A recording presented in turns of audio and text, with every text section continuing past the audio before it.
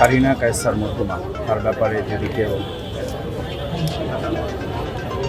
নেতিবাচক কোনো শব্দ ব্যবহার করে থাকেন, তার মৃত্যু পরবর্তী সময় নেই, খুবই দুর্ভাগ্যজনক, খুবই লজ্জার ব্যাপার এবং একটা ধিক্কার জানাই আমরা। এবং এরা কোনো মানুষের কাতারে পড়ে বলে আমরা মনে করি। আমরা তার জন্য দোয়া করি, আল্লাহ তাআলা মানুষ হিসাবে কেউ ভুল ত্রুটি উঠবে না, তারও হয়তো ভুল আছে, হয়তো না আছে, সেই ভুল যেন আল্লাহ মাফ করেন। তার ভালো কাজ আছে, ভালো কাজ করেছেন কিছু, নিশ্চয়ই আল্লাহর কাছে সেটা আল্লাহ ভালো জানেন। আল্লাহ কবিরুম বিমা তা'মালুন।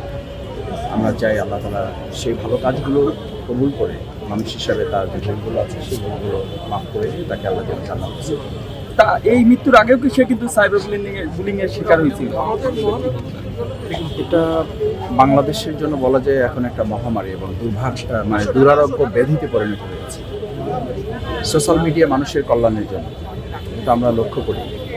এটা পরস্পরকে আঘাত করা, পরস্পরকে সম্মানহানি করা, পরস্পরকে লাঞ্ছিত করা, অপমানিত করা, এটার একটা ট্রেন্ড এখন চলছে। আমরা আশা করি যে মানুষ প্রত্যেককেই তো তার মৃত্যুর দিকে ধাবিত হবে এবং সবাইকে মারা যেতে হবে, এবং সেই পরিণতির কথা মনে করে আমাদের ভাবা উচিত যে আমার মৃত্যুর পরে আমাকে নিয়ে কেউ এরকম করুক, এটা কি সে প্রত্যাশা করবে? এটা কেউ চাইবে? নিশ্চয়ই কেউ চাইবে। সেই জন্য আমরা আমাদের যে কোনো পক্ষ থেকে, যে কারো পক্ষ থেকে যদি এরকম কোনো আচরণ যারা করেছে, আমরা তাদের অনুভূতির কাছে প্রশ্ন করতে চাই যে সে যেন মানুষ হিসাবে নিজেকে প্রশ্ন করে যে মরহুমা কারিনা কায়সার তার মৃত্যুর পরে যদি একজন ব্যক্তিও এটা করে থাকেন, তা অত্যন্ত অন্যায় করেছেন। মানুষ হিসাবে তার পরিচয় দেওয়াটা তার জন্য লজ্জার হওয়া উচিত।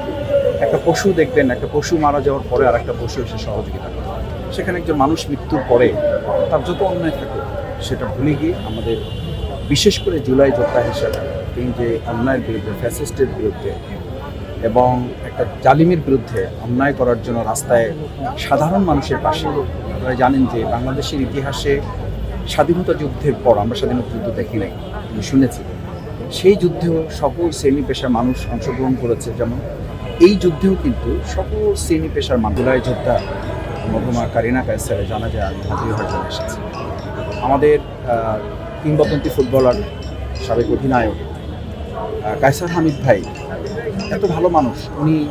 আমি ওনাকে দাওয়াত দিয়েছিলাম আমার এলাকায় 12ই ফেব্রুয়ারি নির্বাচনের আগে। উনি বলেছিলেন যে মাসুদ, আপনি কোন দল করেন এটা আমি জানতে চাই না, ব্যক্তি হিসাবে আপনাকে আমি ভালোবাসি, আপনি আমাকে দাওয়াত দিয়েছেন, আমি আপনার বাউফলে যেতে চাই।